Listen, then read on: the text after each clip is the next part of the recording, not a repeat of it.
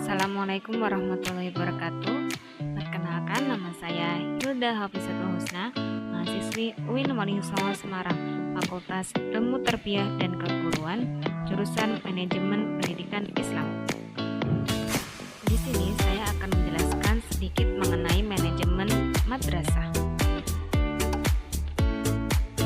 Dalam pembahasan ini ada beberapa pembahasan dalam manajemen madrasah. Yang pertama yaitu pengertian manajemen madrasah, yang kedua sejarah madrasah, yang ketiga latar belakang madrasah, yang keempat aplikasi fungsi-fungsi manajemen pada penyelenggaraan madrasah, yang kelima proses manajemen dalam mengelola madrasah, dan yang terakhir tujuan manajemen madrasah. Poin yang pertama yaitu pengertian manajemen madrasah. Proses manajemen dimulai dari perencanaan sampai proses evaluasi. Proses manajemen adalah suatu keseluruhan tindakan dalam mencapai tujuan. Berbagai proses dan tahapan untuk mencapai tujuan tidak lepas dari fungsi manajemen. Manajemen berasal dari kata to manage yang berarti mengatur, mengurus, atau mengelola. Manajemen adalah suatu proses yang terdiri dari rangkaian kegiatan seperti perencanaan, pengorganisasian, penggerakan, dan pengendalian atau pengawasan yang dilakukan untuk menentukan dan mencapai tujuan yang telah ditetapkan melalui pemanfaatan sumber daya manusia dan sumber daya yang lainnya. Yang kedua, pengertian mengenai madrasah. Kata madrasah secara etimologis berasal dari bahasa Arab yaitu darasah. Secara harfiah, madrasah diartikan sebagai tempat belajar para pelajar atau tempat untuk memberikan pelajaran. Kata madrasah juga ditemukan dalam bahasa Hebrew dari akar kata yang sama yaitu darasa, yang berarti membaca dan belajar atau tempat duduk untuk belajar. Jika diterjemahkan dalam bahasa Indonesia, kata madrasah memiliki arti sekolah. Kendati pada mulanya kata sekolah itu sendiri bukan berasal dari bahasa Indonesia, melainkan dari bahasa asing yaitu school atau sekolah. Sedangkan manajemen madrasah adalah segenap proses penyelenggaraan dalam setiap usaha kerjasama sekelompok manusia melalui pemanfaatan sumber daya manusia ataupun non-manusia untuk mencapai tujuan madrasah agar efektif dan efisien. Selanjutnya yaitu sejarah madrasah. Sejarah madrasah pada mulanya dibentuk kelompok dan dilakukan di dalam masjid, yaitu masjid dahulu berupa pusat kegiatan dan informasi sebagai sarana dan penyampaian doktrin ajaran Islam. Kemudian dari tempat masjid berubah menjadi kelompok sufah, yaitu aktivitas pendidikan yang diajarkan membaca dan menghafal Al-Quran secara benar yang dibimbing langsung oleh Nabi Muhammad SAW.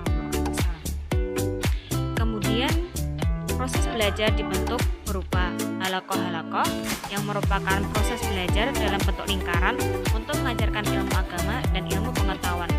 Kemudian berubah lagi menjadi kutab dengan mengajarkan akan menulis dan membaca syair yang dahulu diadakan di rumah-rumah guru tersebut. Dan yang terakhir yaitu madrasah. Madrasah digunakan untuk usaha pengembangan dan penyempurnaan proses belajar mengajar untuk perkembangan ilmu pengetahuan, dan jumlah pelajar yang semakin meningkat dan bertambah pada setiap tahunnya, maka agama Islam mendirikan madrasah untuk mengajarkan ilmu agama dan ilmu pengetahuan kepada peserta didik.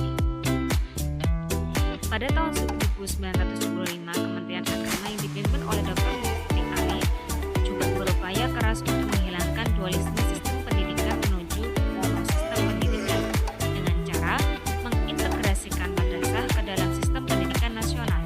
Hal ini ditandai dengan dikeluarkannya surat keputusan bersama SKB 3 Menteri yang pada tanggal 24 Maret tahun 1975 yang ditandatangani oleh Menteri Agama, Menteri Pendidikan dan Kebudayaan, dan Menteri Dalam Negeri. Adapun isi dari SKB tersebut yaitu 1. Madrasah meliputi 3 tingkatan, MI setingkat dengan SD, MTS setingkat dengan SMP, dan MA setingkat dengan SMA. Ijazah madrasah dinilai sama dengan ijazah sekolah umum yang sederajat dengan artian ijazah madrasah tidak hanya diakui oleh Departemen Agama, tetapi juga diakui oleh Departemen Pendidikan dan Kebudayaan Indonesia. Lulusan madrasah dapat melanjutkan ke sekolah umum yang setingkat lebih di atas. Siswa madrasah dapat berpindah ke sekolah umum yang setingkat. Kemudian selanjutnya, latar belakang madrasah. Sebagai lembaga pendidikan Islam, setidak-tidaknya munculnya madrasah mempunyai 4 latar belakang, yaitu yang pertama, sebagai manifestasi dan realisasi pembaruan sistem pendidikan Islam. Yang kedua, sebagai menjembatani antara sistem pendidikan tradisional yang dilakukan oleh pesantren dan sistem pendidikan modern dari hasil akulturasi. Yang ketiga, upaya penyempurnaan terhadap sistem pesantren ke arah suatu sistem pendidikan yang lebih memungkinkan lulusannya untuk memperoleh kesempatan yang sama dengan sekolah umum. Misalnya, masalah kesamaan kesempatan kerja dan memperoleh ijazah. Dan yang keempat, adanya sikap mental pada sementara golongan umat Islam, khususnya santri yang terpaku pada barat sebagai sistem aplikasi fungsi-fungsi manajemen pada penyelenggaraan madrasah. Yang pertama yaitu bidang manajemen ketenagaan madrasah. Bidang manajemen ketenagaan madrasah terdapat 2, yaitu yang pertama, guru adalah tenaga yang memegang jabatan fungsional yang bertanggung jawab atas pelaksanaan tugas dan fungsi madrasah, yakni pelaksanaan proses belajar mengajar di madrasah. Dan yang kedua yaitu tata usaha pada madrasah. Suatu organisasi dan struktur pegawai tata usaha, anggaran belanja atau madrasah, masalah pegawai dan personalia madrasah, keuangan dan pembukuan, korespondensi atau surat-surat, dan masalah pengangkatan, pemindahan, penempatan, laporan, pengisian buku induk, rapat, dan sebagainya. Pengelolaan tata usaha madrasah juga meliputi sarana dan prasarana madrasah yang mencangkup tanah, gedung dan furnitur, perpustakaan madrasah, buku dan alat tulis menulis yang digunakan oleh madrasah, data elektronik atau komputer, laboratorium, petugas kebersihan, dan petugas keamanan. Yang kedua yaitu bidang keuangan madrasah. Ada 2 komponen utama pengelolaan keuangan pada umumnya, yakni sektor pendapatan atau pemasukan dan sektor pengeluaran.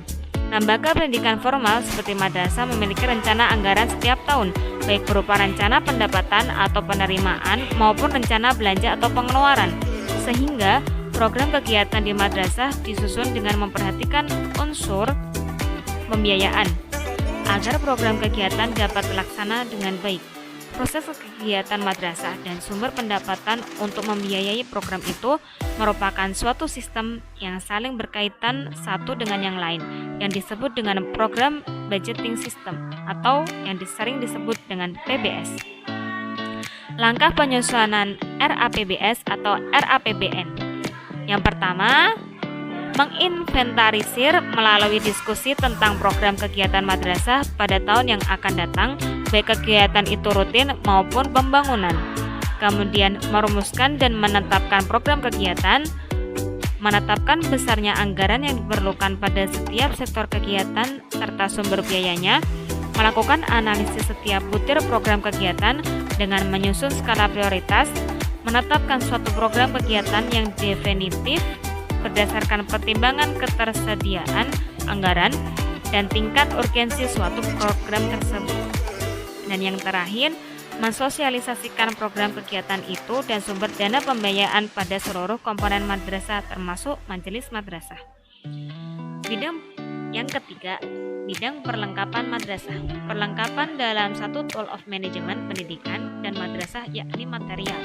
Penyelenggaraan pendidikan di madrasah tidak akan terlaksana dengan baik tanpa perlengkapan pendidikan.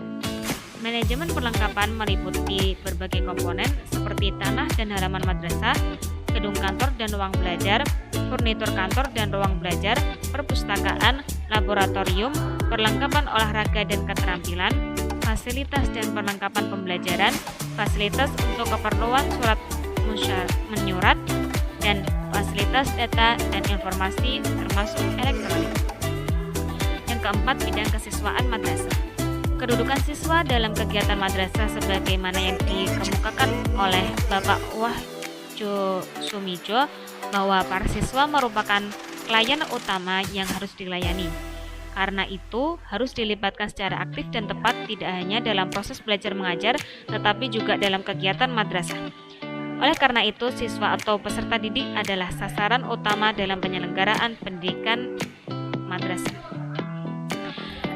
Yang kelima, bidang hubungan masyarakat madrasah. Keberadaan suatu madrasah tidak dapat dipisahkan dengan masyarakat. Madrasah adalah bagian dari masyarakat. Untuk mewujudkan visi dan misi madrasah sesuai dengan paradigma baru manajemen pendidikan, perlunya revitalisasi hubungan madrasah dengan masyarakat dan lingkungan sekitar. Hal ini penting karena madrasah memerlukan masukan dari masyarakat dalam menyusun program yang relevan, sekaligus memerlukan dukungan dalam melaksanakan program tersebut.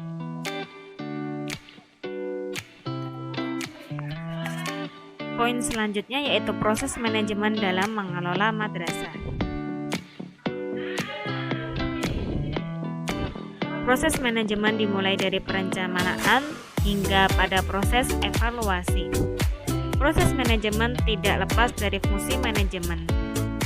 Ada beberapa tahapan manajemen yaitu perencanaan, pelaksanaan, pengorganisasian, dan pengevaluasian. Yang pertama, perencanaan. Perencanaan yaitu membuat dan melakukan perencanaan dibuat sesuai dengan tujuan dan target madrasah. Di dalamnya terdapat berbagai target atau strategi untuk mencapai tujuan yang sudah ditetapkan.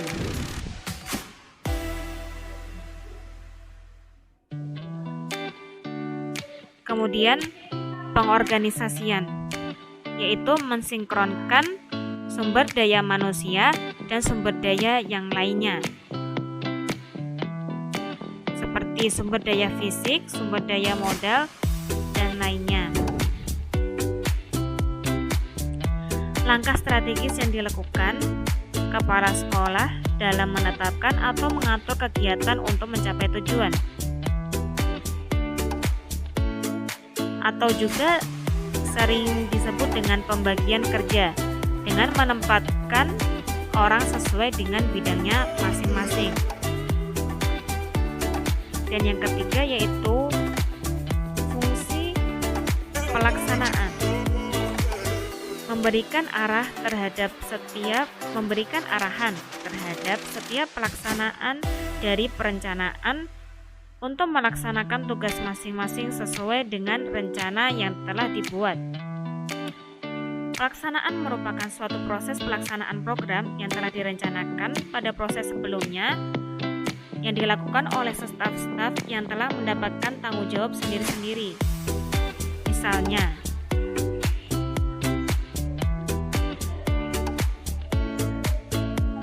mendapatkan pada bagian staf kesiswaan, maka orang tersebut harus memanage mengenai tentang kesiswaan, melaksanakan tugas sesuai dengan job desk dan bertanggung jawab akan yang dikerjakan tersebut.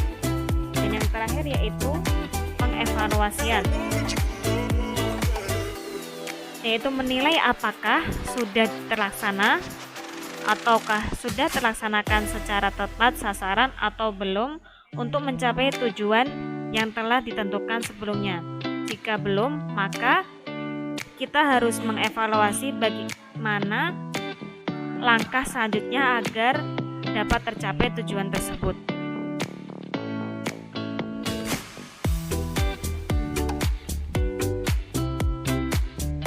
Selanjutnya yaitu tujuan manajemen madrasah. Tujuan dari manajemen madrasah meningkatkan mutu pendidikan melalui kemandirian dan inisiatif madrasah dalam mengelola dan memberdayakan sumber daya yang tersedia, meningkatkan kepedulian warga madrasah dan masyarakat dalam menyelenggarakan pendidikan melalui pengambilan keputusan secara kooperatif, meningkatkan tanggung jawab madrasah kepada orang tua, masyarakat, dan pemerintah tentang mutu pendidikan sekolah. Dan yang terakhir, meningkatkan kompetensi yang sehat antara madrasah untuk mencapai mutu pendidikan yang diharapkan. Keberhasilan suatu madrasah dalam menjalankan fungsi dan tugas pokoknya terletak pada sejauh mana keberhasilan dalam pembinaan kesiswaan. Keberadaan siswa di madrasah disesuaikan dengan daya tampung dan daya dukung perlengkapan terutama ruang belajar, serta kemampuan personil madrasah mengadakan pembinaan terhadap siswa, baik pembinaan dengan pendekatan intrakurikuler, kokurikuler, maupun pembinaan melalui pendekatan ekstrakurikuler. Terima kasih. Mungkin hanya itu yang dapat saya jelaskan pada pertemuan kali ini. Mohon maaf jika banyak kesalahan.